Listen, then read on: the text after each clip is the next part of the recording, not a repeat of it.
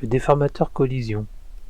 J'ai déjà fait toute une scène, donc parce qu'en fait c'est comme d'hab, hein, suite aux autres déformateurs, c'est ma 4e vidéo sur les déformateurs, donc je vais pas expliquer à chaque fois le début de la vidéo, on met le cube, on met le matériau, etc. Enfin le matériau c'est pas obligé, moi c'est juste pour que ce soit un peu plus joli. Et c'est pareil, à chaque fois on met le déformateur enfant de l'objet à déformer. Bon. Donc là j'ai mis un plan, et le cube avec aussi, donc j'en ai mis deux. J'ai mis 2 déformateurs collision, et c'est ici. J'ai ajouté une sphère. Pourquoi j'ai ajouté une sphère? Ça aurait pu être un autre objet. Hein. C'est parce qu'en fait, le déformateur collision, contrairement aux autres déformateurs, il a pas mal d'options. Il a différents onglets. Ici, Collider. Il faudra mettre l'objet qui va rentrer en collision avec l'objet qu'on veut déformer sur lequel on a mis le déformateur collision. Le solver. Là aussi, ça jouera en fonction de comment on veut que l'impact ait lieu. Moi, j'ai mis sur Outside, c'est un des solvers que je préfère. L'exemple ici, on prend la sphère qui est là, qui est celle qui va rentrer en collision avec les objets, qui va les déformer. On peut voir comment c'est déformé ici. Si on continue, la sphère est aspirée et la déformation a lieu de l'autre côté, donc ça c'est pas terrible, mais juste une petite collision.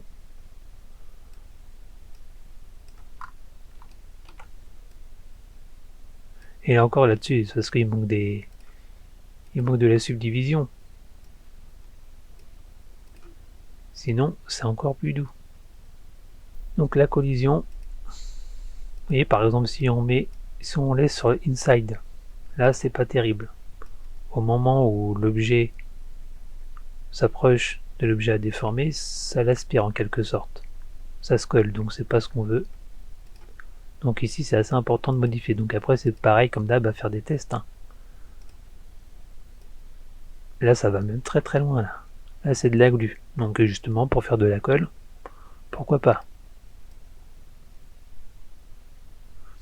Intersec. Donc intersection. C'est dès que ça arrive au milieu de l'objet ici, de son centre de la sphère, c'est là, donc dès qu'à peu près le centre de l'objet sphère arrive en contact avec l'objet à déformer, hop, ça va aspirer, vous voyez, ça peut près au centre. Ce qui est très intéressant, c'est ici Restore Shape. Si là on remet à 0, on voit pas de différence là. Il faut faire lecture. Et en faisant lecture, il y a une différence.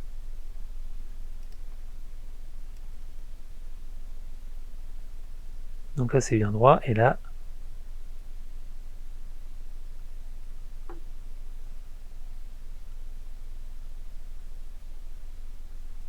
voyez là ça fait un effet comme si on essayait de défoncer un poteau petit à petit, et ça reprend pas sa forme. Parce que dans le collision,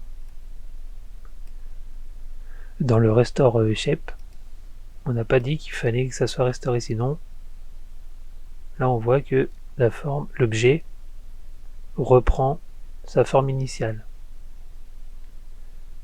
Mais ça reprend sa forme initiale et là ça fonctionne parce qu'on a fait lecture, parce que si on fait pause, ça reprend directement sa forme. De toute façon qu'on mette à 0 ou non, le Restore Shape qui est ici, ça revient au même. Donc là ça reprend la forme, donc on le met, je sais pas moi, à 3%, pour que ça la reprenne encore plus doucement sa forme. Parce que si là on met à 100%, voyez. Donc il y a différents modes aussi de comment ça reprend sa forme. Collider, on peut jouer avec la courbe. On peut ajouter des points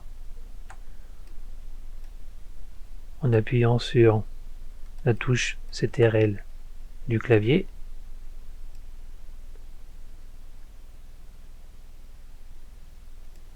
C'est des fonctions un peu avancées.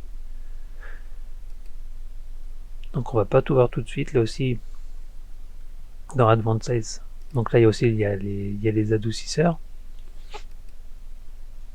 Mais ça fera l'objet d'une deuxième vidéo sur les déformateurs, parce qu'il y a pas mal d'options encore à expliquer. Et 1, je ne connais pas tout.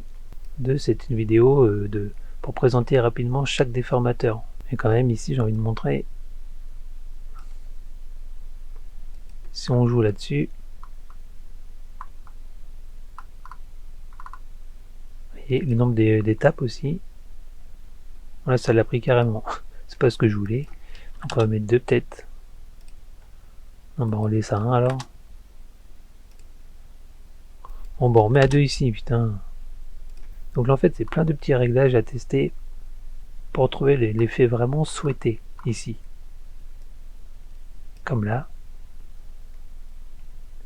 Là, le stiffness va être... va faire c'est plus ou moins mou.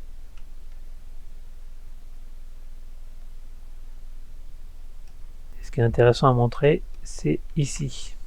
Donc là, on continue la lecture. On reprend la sphère. Le collider est à 0. Donc là, ça le pose pas de souci.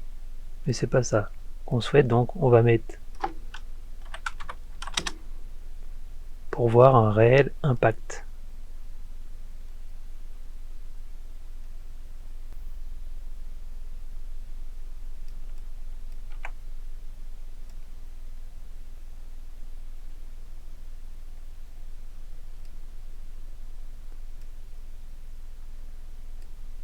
Donc là, on l'enfonce un peu plus.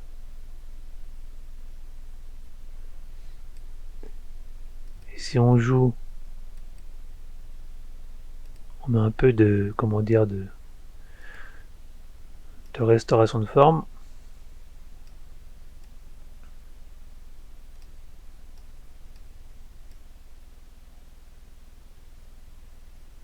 Ça fait un peu comme un tapis, comme un rideau.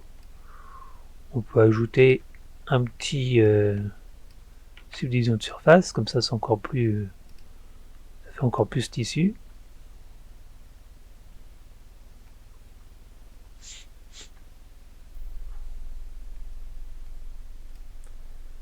Éventuellement on enlève tous les traits de wireframe pour vraiment pas se prendre, ne pas se péter les yeux.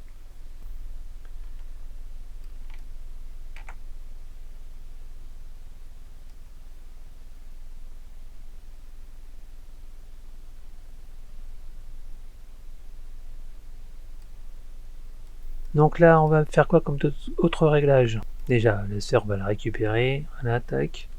Et on voit bien la différence là. Difficile à expliquer, mais on le voit mieux du coup directement en action. Hein. Par contre, là, ça rame parce que forcément, c'est super exigeant. Donc du coup, on remet 1. Là, on remet 5. Comme ça va être beaucoup plus smooth, enfin beaucoup plus fluide. Voyez. On voit après, en fait, ça teste un peu ce que ça fait là. Ça fait un effet beaucoup plus lisse que quand c'était comme ça là.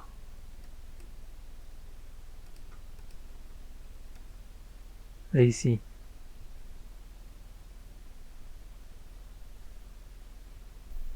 Là, vraiment tout est emporté là. Alors que quand lui on le met à 0 quasiment.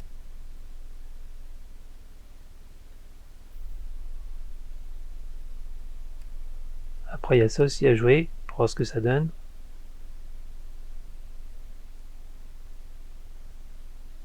Voilà, ça craint un peu, ça dégueule un petit peu là.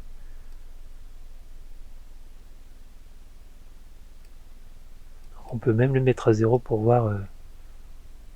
Donc là c'est cool l'effet là. Ils sont mettre flex à 0. Mais je vois pas trop de différence.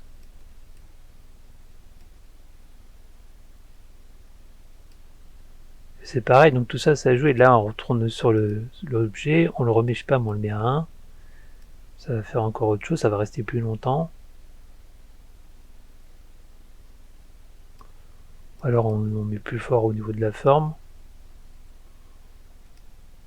C'est quand même plus intéressant quand c'est comme ça. Et là-dessus, quand on joue avec les courbes,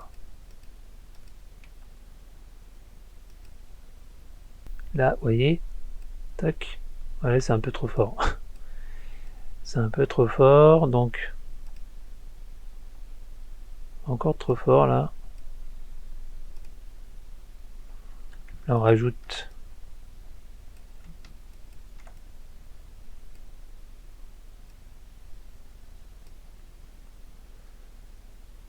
on prend la sphère, on la soulève éventuellement un petit peu. Donc là on a encore un autre effet finalement.